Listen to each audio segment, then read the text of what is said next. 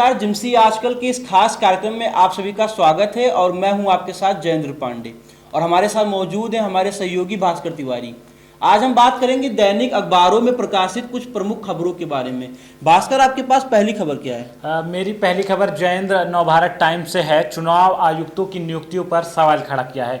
Supreme court ने जो है चुनाव आयुक्तों के नियुक्तियों को लेकर केंद्र सरकार से कठिन सवाल किए और उन्होंने कहा कि 2004 से जो है लगातार जो चुनाव आयुक्त रहे हैं उनके कार्यकाल जो है वो कम हो रहे हैं लगातार। इस पर उन्होंने सवाल खड़ा किया और इसके साथ ही उन्होंने ये भी कहा कि 72 साल से जो है इस पर कोई ठोस कानून नहीं बनाया है, जो कि जब संविधान बन रहा था तो ये लिखा गया था उसमें कि 72 साल मतलब 72 नहीं, खैर कह सकते हैं कि जब भी संसद में एक कानून बनाया जाएगा जिससे चुनाव आयोग की जो नियुक्तियां होंगी उसमें कहीं ना कहीं कानूनन जो है बेहतर नियुक्ति पत्र दिया जाएगा और उसको बेहतर बनाने की प्रयास किया जाएगा। अब आप बताइए। जी भास्कर, मेरे पास दूसरी खबर दैनिक जागरण में प्रकाशित हुई है कि गोद लिए बच्चे के भी वास्तविक संतान की तरह अधिकार। कर्नाटक हाईकोर्ट कर्नाटक हाईकोर्ट ने कहा कि दोनों में कोई अंतर नहीं, अनुकंपा के आधार पर नियुक्ति को लेकर नहीं किया जा सकता भेदभाव।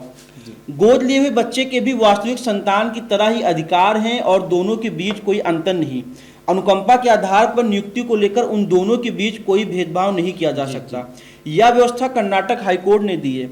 भास्कर, कर्नाटक हाईकोर्ट ने एक आदेश दिया है कि जो बच्चे गोद लिए जा रहे हैं उनको भी वास्तविक संतान की तरह अधिकार है और अगर ऐसा नहीं होता तो अनुच्छेद 14 का साफ साफ उल्लंघन होता है। अगली खबर आपके पास क्या है? अगली खबर मेरी जयेंद्र दैनिक भास्कर से है। इस साल अब तक 15 बड़े नेताओं पर जांच एजेंसी के हत्थे चढ़ चुके हैं और कहीं ना कहीं तेलंगाना में जिस तरीके से खरीद फरोख्त की विधायकों पर जांच हुई है उसके बाद टीआरएस के जो विधायक हैं उनके अंदर कहीं ना कहीं डर हो गया है जयेंद्र कि उन पर कार्रवाई हो सकती है ईडी की। और अगर आप देखें इस साल 15 ऐसे बड़े नेता हैं जिन पर ईडी, सीबीआई और इनकम टैक्स ने जो है कार्रवाई की है। उसमें सोनिया गांधी शामिल है, राहुल गांधी शामिल हैं, पार्थ चटर्जी हो गए, सत्येंद्र जैन है, इस तरीके की नवाब मलिक, संजय राउत, बहुत बड़ा एक आंकड़ा है विपक्ष के नेताओं का जिन पर शिकंजा कसा गया है। उसके बाद जो है तेलंगाना में अब विधायकों के अंदर डर हो गया है कि कहीं हम पर भी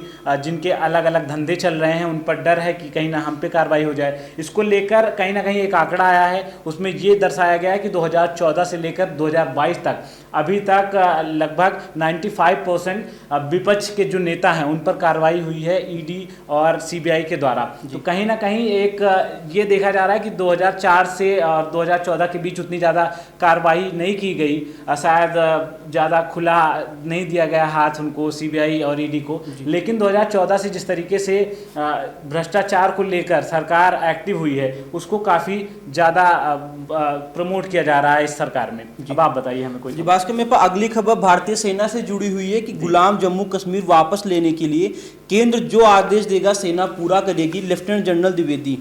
गुलाम जम्मू कश्मीर वापस लेने के मुद्दे पर सेना की उत्तरी कमान के लेफ्टिनेंट जनरल उपेंद्र द्विवेदी ने मंगलवार को कहा कि इसको लेकर हमारे रक्षा मंत्री पहले ही बयान दे चुके हैं।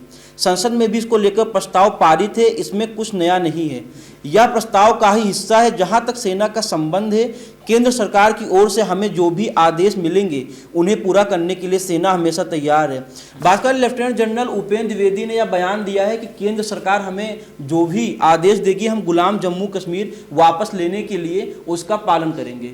अगली खबर आपके पास क्या है? अगली खबर मेरी नवभारत टाइम्स से है। एक अच्छा मुहिम शुरू किया है भारत के प्रधानमंत्री ने जॉब को लेकर, बेरोजगारी को लेकर। तो 71,000 युवाओं को जॉब लेटर सौंपा गया है अलग अलग मंत्रालय में और इसका जो है कि एक साल में 10 लाख लोगों को रोजगार देने का लक्ष्य जो है भारत सरकार ने तय किया है। इसको लेकर अलग अलग मंत्रालय अपनी नियुक्तियां निकाल रही हैं और नियुक्ति पत्र भी सौंपे जा रहे हैं। लगातार कहीं ना कहीं विपक्ष भी सरकार को टारगेट कर रही थी कि देश में बेरोजगारी बढ़ रही है। इसको लेकर सरकार एक मुहिम छेड़ रही है कि लोगों को सरकारी ही क्षेत्र में नहीं, गैर सरकारी क्षेत्रों में भी किस तरीके से नौकरी उपलब्ध कराई जाए, इसको लेकर एक मुहिम है और कहीं ना कहीं एक बेहतर मुहिम है, क्योंकि लोगों को रोज़गार मिलेगा। लोग जो है कोरोना के बाद से काफ़ी लोगों की रोज़गार जो छीने थे वो कहीं ना कहीं एक बेहतर मौका लोगों को मिल रहा है। जी।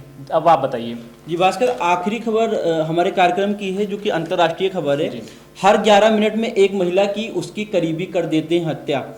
संयुक्त राष्ट्र प्रमुख एंटोनियो गुतरेस ने कहा कि हर 11 मिनट में एक महिला या लड़की की उसके करीबी साथी या परिवार के सदस्य द्वारा हत्या कर दी जाती है।